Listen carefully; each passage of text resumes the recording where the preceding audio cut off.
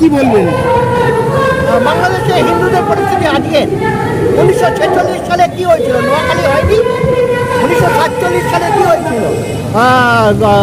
হয়নি, গণহত্যা হয়নি? 1952 সালে কি হয়েছিল? গণহত্যা হয়নি?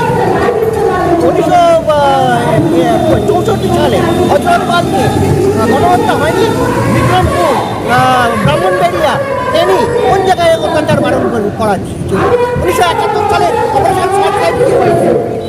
সব জায়গায় অত্যাচার। এই অত্যাচার স্বাধীনতার আগে থেকেই এই অত্যাচার চলে আসছে, আজ অব্দি কন্টিনিউয়াসলি অত্যাচার চলছে। আপনারা বলতে পারেন না এটা একটা বিক্ষিপ্ত ঘটনা, যেখানে আপনি এখনকার সময়টাকে আপনি ইন্ডিভিজুয়ালি মার্ক করবেন যে এখন অত্যাচার হচ্ছে, আগে হচ্ছে না। এই যে ওয়েস্ট বেঙ্গলে ক্রাইম করেছে যে সেফ যারা বলছে, এর জন্য দায়ী কারা? তাই আগে কংগ্রেসের সময় কংগ্রেস করেছে, বামফ্রন্টের সময় বামফ্রন্ট করেছে, তৃণমূলের সময় তৃণমূল করেছে। এরা চায় যাতে ভোট ব্যাংক হিসেবে মুসলিমদের ব্যবহার করা যায়। এরা কোনোদিন কিন্তু মুসলিমদের আর ডেভেলপমেন্টের কথা চিন্তা করেনি। যদি ডেভেলপমেন্টের কথা চিন্তা করতো তাহলে মুসলিমদের এই উন্নয়ন, অর্থনৈতিক উন্নয়ন হতো। আজকে কেন বলুন তো যে মুসলমানদের অর্থনৈতিক অবস্থা এত খারাপ কেন? তার কারণটা একটাই, যে এরা চায় না যে মুসলিমরা উন্নতি করুক। যদি উন্নতি না করে তাহলে এরা এদের ব্যবহার করতে পারবে না। এদের ব্যবহার করার জন্য, এদের মুরগি করার জন্য, বেসিক্যালি বাংলায় বলি, এদের মুরগি করার জন্যই এদের দুর্বল করে রাখার দরকার আছে, এদের গরিব করে রাখার দরকার আছে, এদের অশিক্ষিত করে রাখার দরকার আছে, এদের উস্কে রাখার দরকার আছে। তবেই এদের দিয়ে আর মানে বেকার দাঙ্গাগুলো করা সম্ভব। একদম যে জাতি, যে সংস্কৃতি অন্য দেশের জাতীয় পতাকাকে সম্মান করতে জানে না, তাদের আমি অশিক্ষিত বলবো, মানে তাদের সংস্কৃতি নেই বলবো, তারা বেইমানে কথা বলবো। আপনারা যে যা ইচ্ছায় বলুন, আমার কিচ্ছু যায় আছে।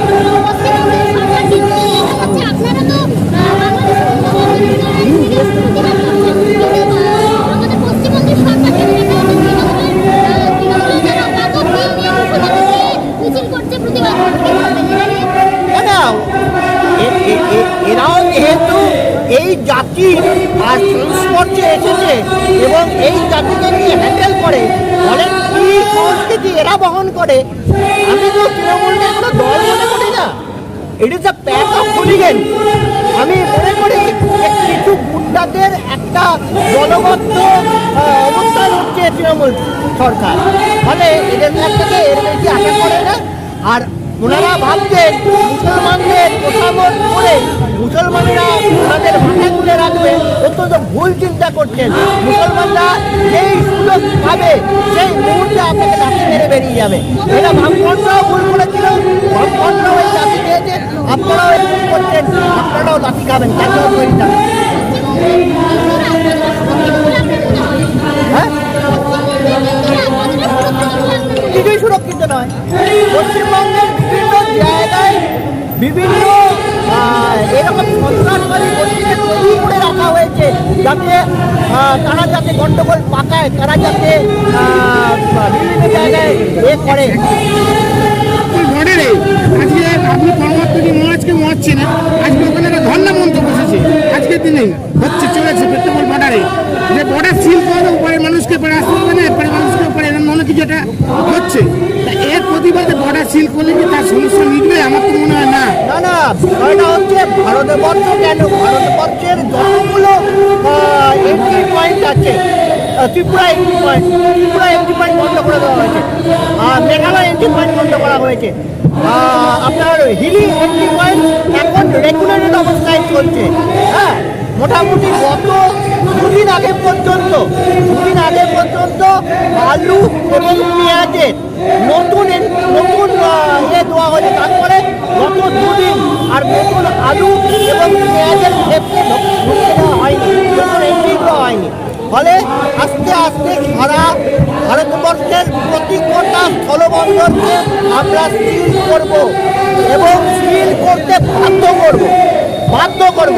কোনো বাংলাদেশিকে এখানে ট্রিটমেন্ট নিতে আসতে বাধা দেবো এবং তাদের প্রচণ্ড ভালোবাসবো, এত ভালোবাসবো, তারা যখন এখান থেকে ফিরে যাবেন তারা কাঁদতে কাঁদতে ফেরত যাবে। বাংলাদেশি লেখক কল্যাণ বন্দ্যোপাধ্যায় বলেছে যে প্রতিনিয়ত কোথাও নামাজ পড়লে সেই জায়গাটা ওয়াকফ বোর্ডের হয়ে যাবে। আমাদের সাংবিধানিক দেশে কি এটা সম্ভব?